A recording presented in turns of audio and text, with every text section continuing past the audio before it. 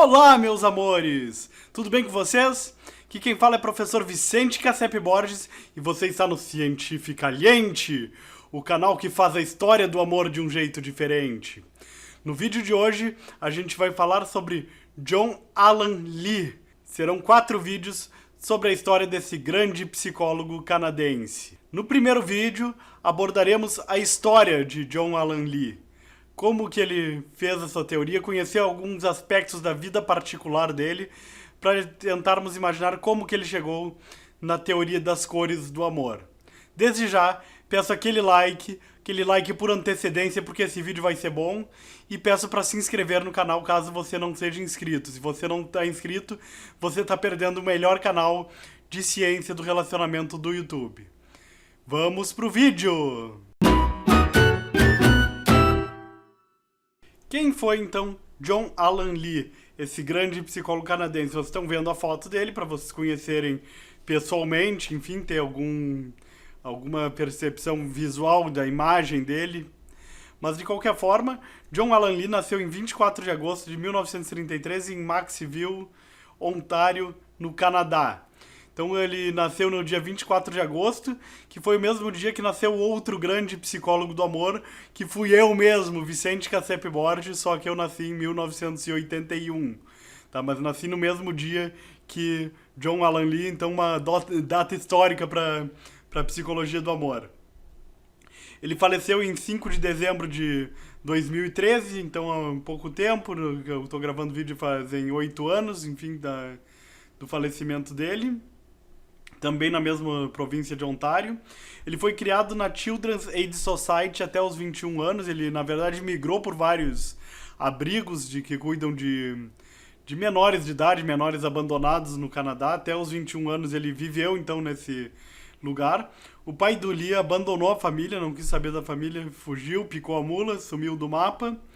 E a mãe dele foi declarada emocional e financeiramente incapaz de cuidar dos seus filhos, então eu imagino o nível da louca lá, que era a mãe dele, que não tinha essa condição emocional de cuidar dele, enfim. Então ele acabou indo para esse abrigo no Canadá e sendo criado lá.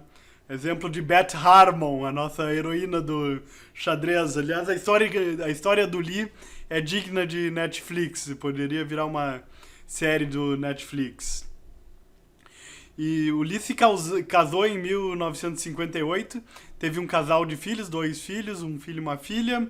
E em 74 ele se tornou o primeiro homem gay a sair do armário na televisão canadense. Então imaginem a sociedade canadense de 1974 e o Lee vai na televisão dizer, eu sou gay, sou gay, enfim. Então ele terminou o relacionamento, né? E quando ele foi mais velho, assim, só pra falar dessa história da homossexualidade dele, ele foi o editor convidado do número especial do Journal of Homosexuality pra falar de envelhecimento gay, como é que gays envelhecem, e ele foi o editor científico desse número especial do Journal of Homosexuality, né? Então toda a vida do Lee, ele foi... A história da ciência dele se mistura muito com a vida dele, enfim, né? Na juventude dele, ele foi operário e foi sindicalista, né? Então, quando ele era aquele cara de esquerda, extrema esquerda, enfim, se graduou em Sociologia pela Universidade de Toronto, em 1956, e em 1971 ele se tornou PhD pela Universidade de Sussex, não sei se é essa a pronúncia, mas fica na Inglaterra. Lecionou na Universidade de Toronto, então a Universidade de Toronto foi onde ele fez a carreira dele, enfim, ele é de Ontário, Toronto fica em Ontário, nessa província do Canadá, enfim, e então de 71 até 99.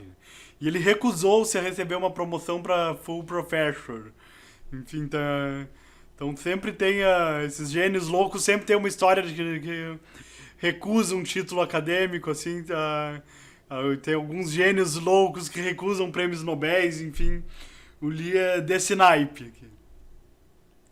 Uma década depois de se aposentar, ele aceitou ser classificado como professor emérito. Isso, pelo menos, ele aceitou, né? E na Universidade de Toronto ele fundou o University of Toronto Gay Academic Union, então alguma sociedade para discutir a causa gay do nível acadêmico, e o Lee foi o fundador dessa sociedade. Ele também, um aspecto interessante, ele se recusava a usar e-mail, até o fim da vida dele ele se recusava a essas tecnologias, essas modernidades que eram e-mail, não queria usar. Mas aos 22 anos ele iniciou um diário com detalhes e fotos de 30 relacionamentos românticos que ele viveu. Então o Lee ficou fazendo esses diários sobre os relacionamentos dele, embora ele não gostasse desse meio moderno de registro do computador, mas ele fez esse diário num meio mais old school, assim, né? Então um diário com fotos e escritos pessoais, né? Esses relacionamentos que ele descreve, teve relacionamentos de poucas semanas, alguns peguetes dele, né? Mas teve um que foi de 91 até 2003, que teve um fim trágico. Ele se deprimiu bastante quando esse relacionamento terminou. É um relacionamento homossexual, naturalmente, né? Mas ele também descreve essas coisas das pegadas dele, dos peguetes, né? De pouco tempo. Então, como eu falei, a vida acadêmica dele se confundia muito com a vida pessoal, assim, tudo que ele fazia de ciência, a ciência que ele construía, se misturava muito com o que ele estava vivendo na vida pessoal. Então, essa vida de ser uma criança de orfanato, um militante de causas sociais, um homossexual, enfim, numa sociedade tradicional. E os originais desse diário estão no Canadian Gay Archives em Toronto. Então é possível ter acesso a esses diários, tá? Só que eu procurei na internet e não achei. Assim, tá? Eu achei o Canadian Gay Archives de Toronto, isso aí eu encontrei o website deles. Agora eu não me lembro por que eu não baixei. Eu acho que tinha que pagar para ter isso, ou tinha que ir lá pessoalmente, aí é muita mão para ter acesso aos documentos, para ler as fofocas particulares do Lee, né? Então o Lee, ele foi esse ativista gay durante toda a sua vida, não só da causa gay, ele foi ativista de várias causas, ele era um grande ativista, né? Então eu acho que é assim que ele vai ser lembrado, enfim. Também era alguém que tinha aversão às festividades de Natal, mais uma característica peculiar do Lee, sim, também eu imagino como devem ter sido trágicos os natais num orfanato, enfim, ele se criou tendo essa aversão à própria festividade do Natal. E outra maneira como ele vai ser lembrado é como um socialista ocidental de olhos verdes, tá? Então, porque a gente tá falando dessa época, década de 50, 70, época da Guerra Fria, enfim. No Canadá, enfim, tava do outro lado da Guerra Fria, mas ele tinha essa simpatia pela China, ele foi até a China, era uma viagem complicada na época da Guerra Fria, sair do Canadá e ir pra China, e ele fez isso, assim, e ele manteve carinho pela China maoísta, enfim, toda a vida dele, assim, que não vamos discutir o quanto foi ruim pra China, assim, esse período maoísta, assim, foi uma ditadura sanguinária, assim, na minha opinião, mas de qualquer forma o Lee tinha essa simpatia pela China maoísta, e também eu gostei muito dessa descrição, socialista ocidental de olhos verdes.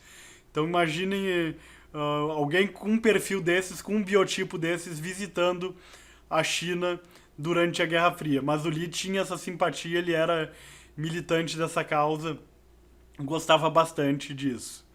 Então esse foi o Lee. Só que a gente não está interessado nesse canal na militância dele, porque isso aqui é um canal de ciência. A gente está interessado numa teoria que ele fez, chamada Teoria das Cores do Amor, que a gente vai ver no próximo vídeo. Então o próximo vídeo vai falar sobre como é que é essa teoria das cores do amor e por que ela foi relevante para os estudos sobre amor. Tá? Então, se você quer ver, se você está interessado mais na ciência do que na vida pessoal do Lee, não deixe de ver o vídeo 2. Eu fico por aqui, até mais.